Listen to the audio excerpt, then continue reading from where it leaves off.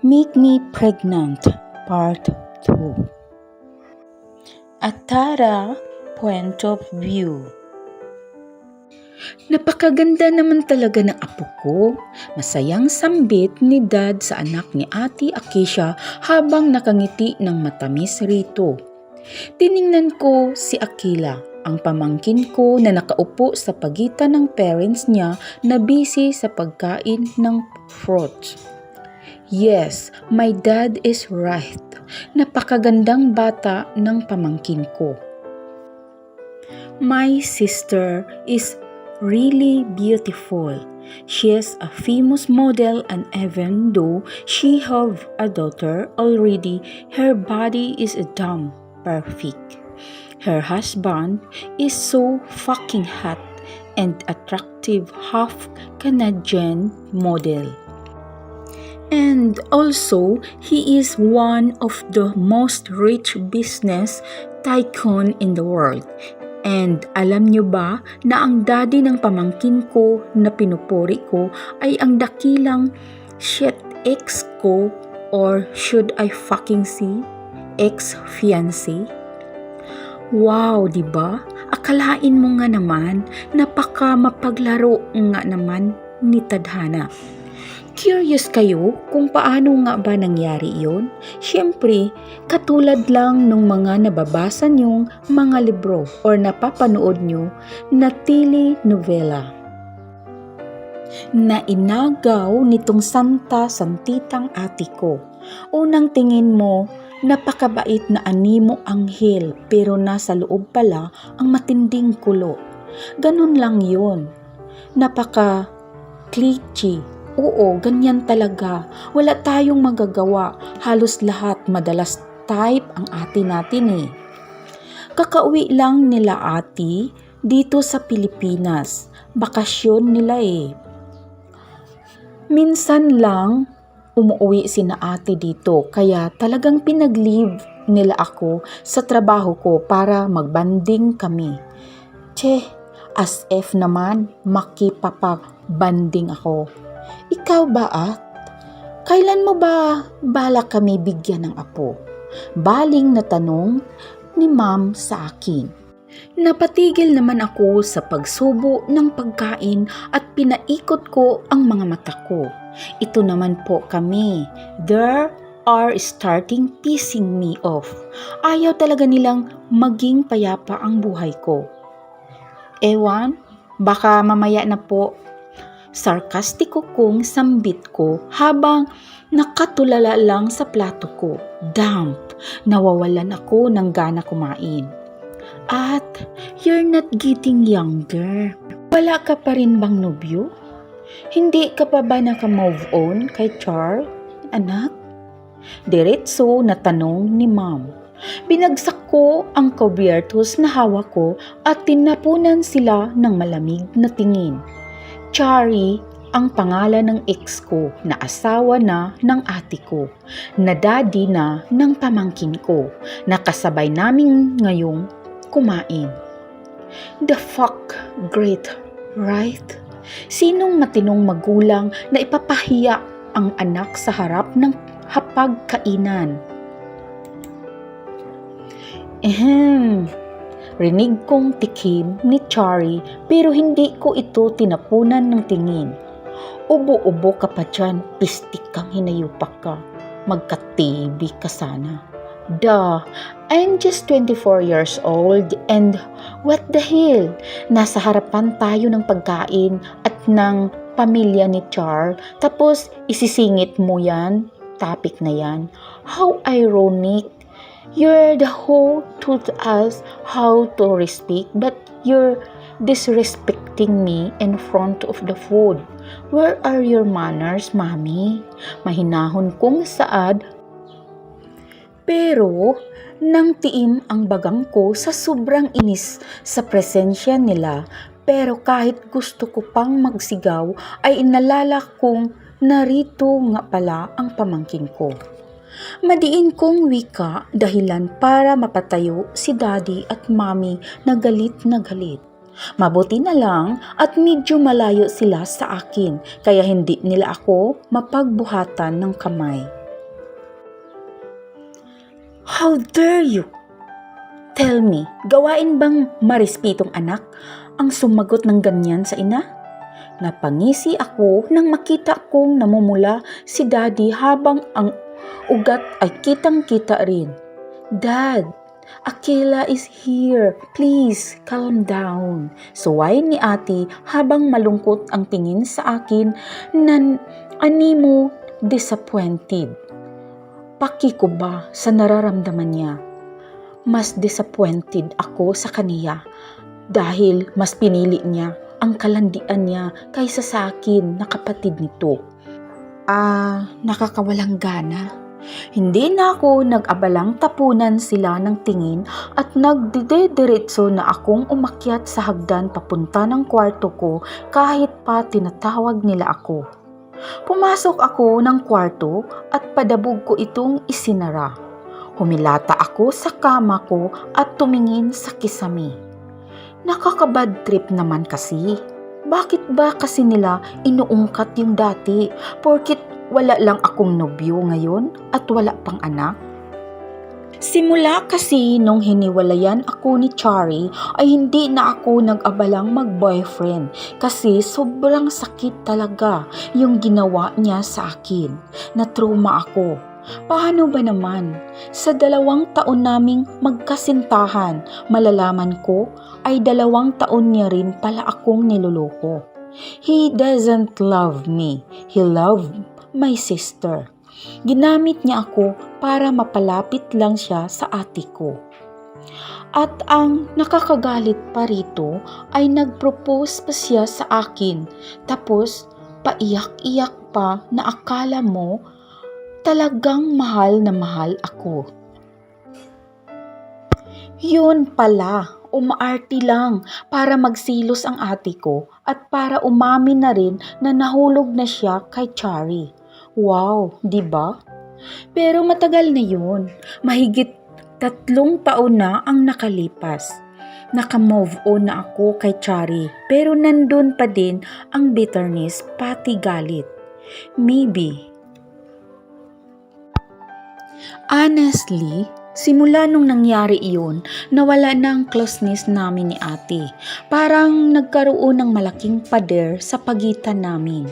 Kasi hindi ko talaga matanggap at hindi ko na kayang ibalik yung dati naming pinagsamahan. Kasi siya ang dahilan bakit ako nasaktan ng sobra. Immature man tingnan pero ganyan talaga. Masakit eh.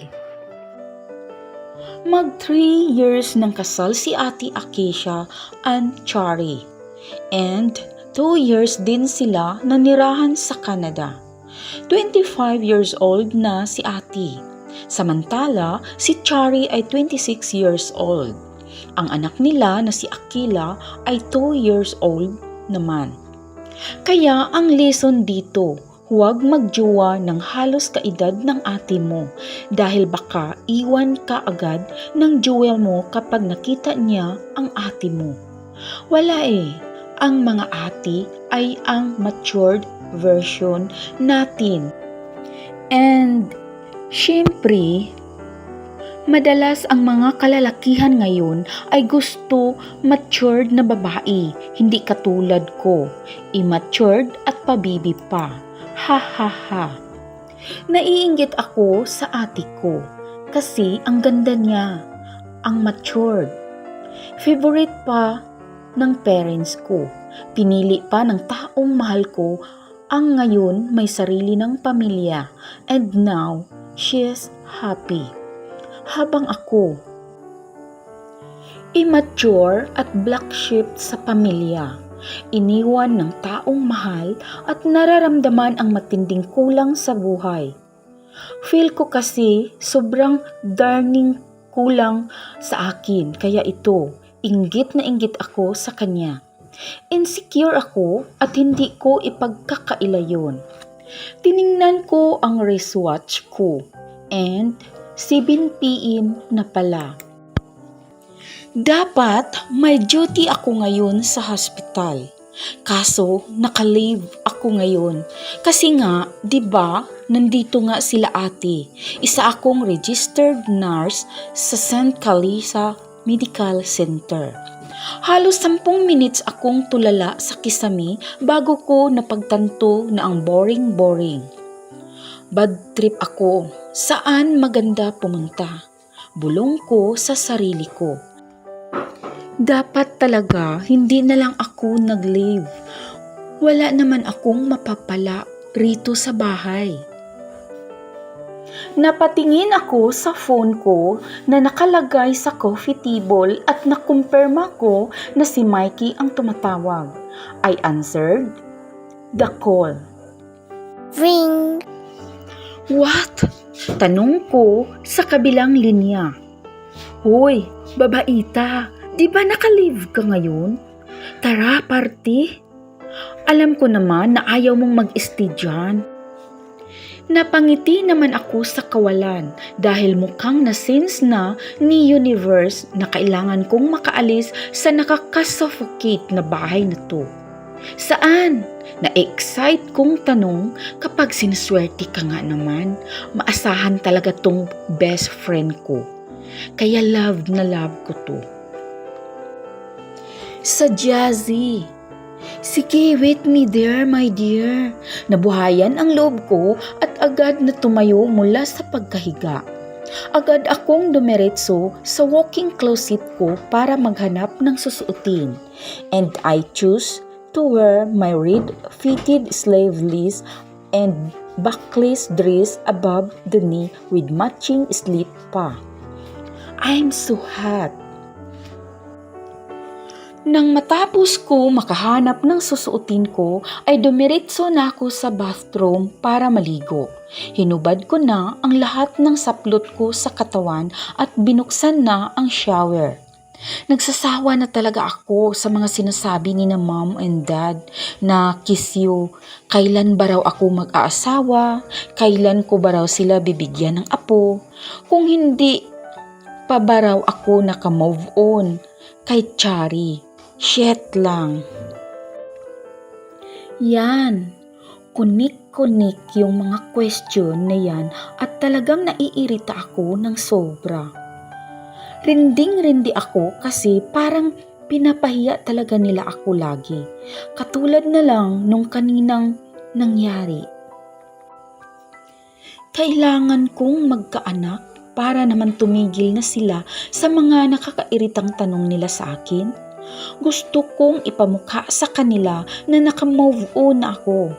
Sa kiss naman ng jowa or asawa, di pa ako ready sa mga yun. Ayoko na kasing masaktan pa muli. Siguro, pipiliin ko na lang na maging matandang dalaga pero may anak.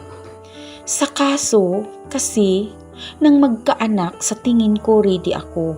Sobra, I badly want to have a child. Gusto ko maramdaman paano maging isang ina.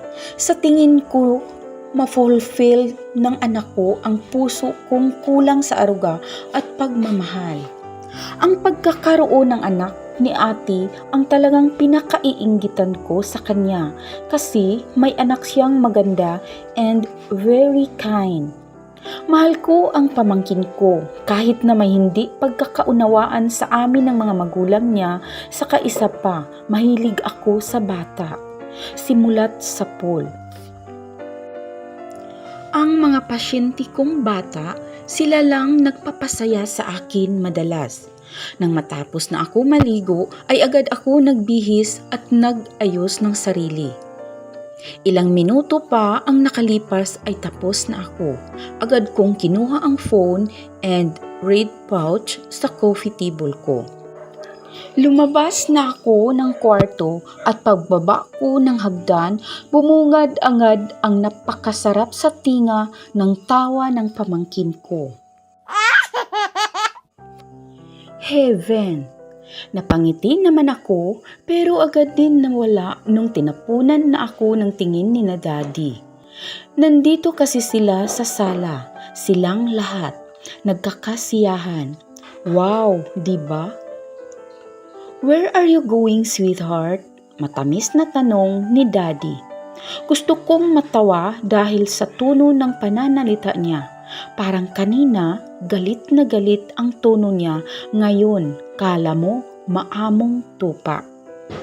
Ganyan sila ni Mami na kapag pinapagalitan nila ako ay maya-maya lang ay mabait na sila dahil alam nilang lalayo ang loob ko sa kanila. Bar lang, party, ganun. Enjoy ko lang yung pag-leave ko muna. Napabuntong hininga naman si Dad saka tumango at ngumiti dahil alam niyang hindi ko feel mag-stay sa bahay.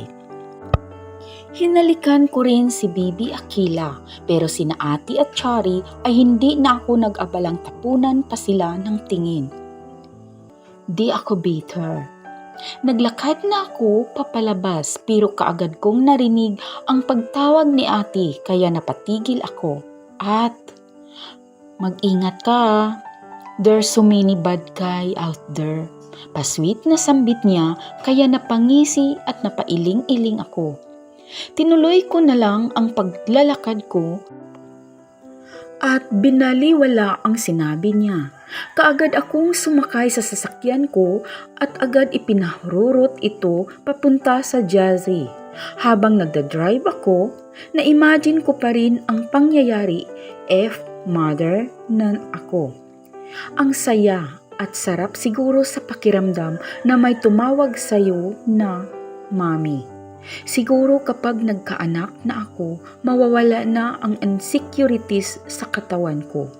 Hindi na ako maiinggit and higit sa lahat, magiging masaya na ako. I want to have a child. Sure na ako dito. Total, malaki na ang ipon ko para tustusan ang pangangailangan ng magiging anak ko. Halos kalahating oras ako nagda-drive bago ako makarating sa Jazzy. Kaagad kong pinark ang sasakyan ko sa parking lot at pagkababa ko pa lang ng sasakyan, bumungad na agad sa akin ang isang babae at lalaki na nag-make out kaya napangiwi ako at agad na iniwas ang tingin. My eyes is still virgin at syempre ang buong pagkatao ko, virgin pa.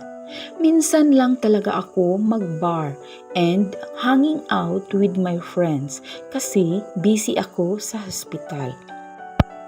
Ganito lang takbo ng life ko, puro work. Binuhos ko sa work at sa mga pasyente ang halos lahat ng atensyon ko. Wala ito lang madalas karamay ko sa kalungkutan ko. Well, sila ang happiness ko, ang work, pati ang pasyente dahil masaya ako na makatulong sa mga tao. Napakasarap kaya sa feeling na kapag may isang tao na nahihirapan na tapos isa ka sa dahilan kung bakit sila nag-survive sa buhay. Dire-diretso akong maglakad papasok ng Jazzy at kaagad na bumungad sa akin ang napakalakas na music. Sari-sari ang amoy sa loob nitong Jazzy, amoy sigarilyo, alak at kung ano-ano pa. Kaagad kong nilibot ang paningin ko para hagilapin si Mikey pero naramdaman kong may humila sa braso ko at paglingon ko rito si Mikey ang bumungad sa akin. Hoy, Ki, saan tayo pupunta? Tanong ko dito na bigla akong hinila imbis na batiin. Hay naku. Doon tayo sa second floor. VIP para magtsikahan muna tayo bago magpakasarap dito. Masayang sambit ni Ki. She is Mikey and Gutierrez, my best friend since high school. Sino-sino pala kasama mo? Tanong ko sa kanya at nagsimula na kaming maglakad ng ayos na hindi niya ako kinakaladkad. Si babe ko, pati mga kaibigan niya. O sige, let's go. May kwento nga pala ako sa'yo. Balak ko kasi ikwento yung nangyari kanina kaya na bad trip ako. And also, gusto ko rin sabihin sa kanya ang plano ko na magkaanak. Ay, bit ko yan, sambit niya. Malaki ang VIP room. Kumpleto ang laman. Para siyang isang minibar. Tapos may mga sofa rito, restroom, and isa pang kwarto. Imagine, ang laki, diba? Umupo kami ni Mikey sa sofa upang magkwentuhan at sinimulan ko na. Ki, may naisip kasi ako. I want to have a child. Gusto ko na magkaanak para tumigil na sina mami kakaungkat ng Pasko. Nalaglag ang panga niya. Natulala ng saglit bago nag-react. What? Niwala ka ngang boyfriend or asawa? Paano ka magkakaroon ng anak? And isa pa, ikaw na nagsabi na ayaw mo sa love-love na yan, di ba? Saka, napakababaw naman ang dahilan mo at hindi madaling magkaroon ng anak. Malaking responsibilidad yun. Seryosong sad niya na hindi ko inasahan. Ang akala ko tutulungan niya ako, pero mukhang ayaw niya ang gusto kong mangyari. Yeah, alam ko, pero gusto ko rin naman kasi talagang magkaanak. Okay na ako maging matandang dalaga basta magkaroon lang ng sariling anak.